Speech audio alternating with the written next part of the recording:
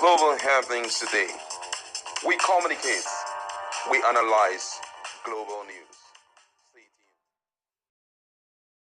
Hello guys, welcome back to our channel. Atiku Abubakar, the former presidential candidate of the People's Democratic Party, PDP, has not stopped in opposing the leadership of Bola Ahmed Tinubu, but this time around he is going through it in a different direction, and it seems as though he's no more scared of talking about Wike. For a while he's been kind of walking away from that issue, but this time around in an interview took our time to describe fully what Tinubu is trying to use Wike to do, especially in the opposition parties. We are going to give you full details of that in a jiffy. Now, according to the news, the spokesperson for the 2023 presidential candidate of the People Democratic Party, PDP, Paul Ibe, has accused President Bola Ahmed Tinubu of attempting to establish a dictatorship by undermining and dismantling opposition parties. Ibe alleged that Tinubu's goal is to create a one-party state in 2027 by eliminating the opposition parties, including the PDP, the Labour Party, and the New Nigeria People's Party (NNPP), while ignoring the widespread suffering of Nigerians. He described these as part of a broader strategy to maintain political control in the coming years. In an interview, Ibe also responded to criticism of Atiku, rejecting the notion that the former vice president's ambition is driven by selfishness. He emphasized that Atiku's actions are motivated by patriotism and his dedication to Nigeria's development. Ibe acknowledged that, like any political party, the People's Democratic Party has its issues, but emphasized that Tinubu's administration is actively undermining the opposition rather than focusing on effective governance. According to his word, Ibe says Atiku is not selfish by choosing to run. It is patriotism. Atiku was never selfish. He presented himself for an election. He won PDP primaries, and it was expected that every member of the party, including Wike, who is now the man Friday of APC administration, is now being used to destroy the very fabric of the PDP and other opposition party. That's selfishness. Atiku was never selfish. He was patriotic and committed to the development of Nigeria.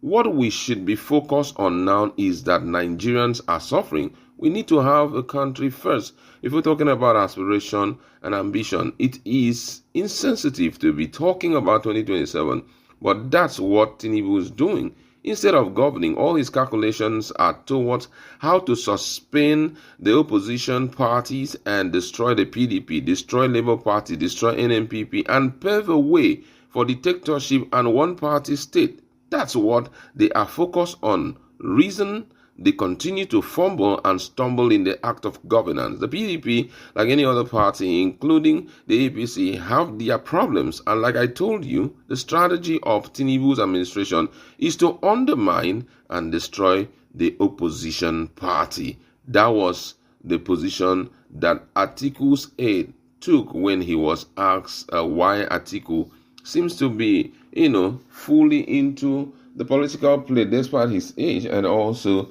the fact that he's lambasting the current administration. And we're going to be looking at this. It's quite an interesting one because a lot has been happening fairly recently, and it seems as though the president seems to reserve his comment while Nigerians are begging for it. The suffering is getting much.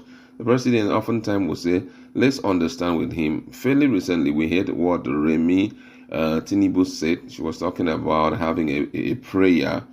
Remi Tinubu and Ribadu, they want to have a prayer about the hardship Nigerians are going through, which means somehow this whole thing is spiritual. It needs to be handled from the spiritual point of view. But you know something? Before I bring in my colleague, I need to register this. Spirituality is not about praying. Spirituality is not about fasting or organizing prayers. Spirituality is about doing all of that, and when God speaks, you respond to it. You understand? Spirituality is looking through the word of God and you see what God is saying and you obey it and you follow it. Now, oftentimes, Nigerians have been prescribing a lot of solution, but the big question is, where is this administration going to? Because they have refused, to tilt towards those recommendations that Nigerians have made. Just like Atiku had said, their focus is actually 2027. And with that, there is no way concentration can be given to governance. But however, my colleague is in the house, and this is, for me, a way of opening up on the situation in the country. What's your standpoint on what the spokesperson to Atiku Abubakar said about Bola Ahmed Tinubu using the person of Wike to destabilize the political parties so that at the end of the day, it will be a case of dictatorship and one-party system? Well, from all indication, you would agree with me that Atiku Abubakar and, of course, Deji Adeoju are beginning to really speak out really strong. Don't forget that just fairly recently, Adeoju spoke strongly about the issue of Bola Ahmed Tinubu really, taking charge of almost all the political parties, if not the strong major parties like PDP, using, of course, the weakest strength in PDP and NPP, and also not forgetting Labour Party. All of these, and coupled with the fact that rather than, pushing so much attention on how to revive Nigeria, I heard just fairly recently also they're organizing prayers for some sort of miracle to happen to church. I believe in miracles. I do believe in miracles, but, there's a faith, there's also a level of dimension of faith with works, because even the faith without works is dead.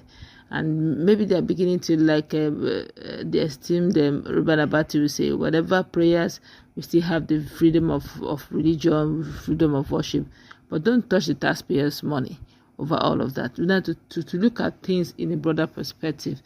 You will now notice that Atiku Abubakar have decided to take it to Bola Ahmed Tinubu in a very strong term, using its media aid. Things has to be done differently. And he's beckoning on Bola Ahmed Tinubu to do the right thing. All right. Now, last question on the issue of governance. Do you think that the president is distracted? Because he's saying that while Atiku is battling with him indirectly, he wants to get him refocused back to governance, that he is concentrating so much on 2027 and forgetting that he was there for good governance for Nigerians. I strongly believe, yes, that he's being, carried away strongly because of 2027. Why? Because if you check very well, you would agree also that with all these wicked shenanigans, today is PDP, tomorrow it is LP. They've concluded LP matter where INEC had agreed that Abure was not supposed to be the chairman of Labour Party. All of a sudden, Abure now went to court and he's now recognized in 2028. You now notice that they're actually scheming ahead of 2027. Meanwhile, Nigerians are screaming and shouting, "Ebing power." There's hunger in the land, prices of goods are skyrocketing. But if we concentrate, there's quite a long time between now and 2028, 2027. And if you were in a hurry to look for 2027, why didn't you wait for those who are in a hurry to rule for the now, so that they can now get it all prepared so that in 2027 you come in?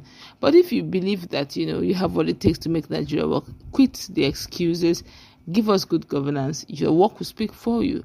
You do not need to be, scattering other parties so that they have no platform whatsoever to hoist you out. Wow, that's absolutely true. All right, let's meet in our comment section and talk more on this. What's your standpoint on the position that Atiku Abubakar has taken in respect to the issue of dictatorship and the fact that Bola Ahmed Tinubu is being distracted by 2027? That's why everything he's doing is to make sure that he perfects, his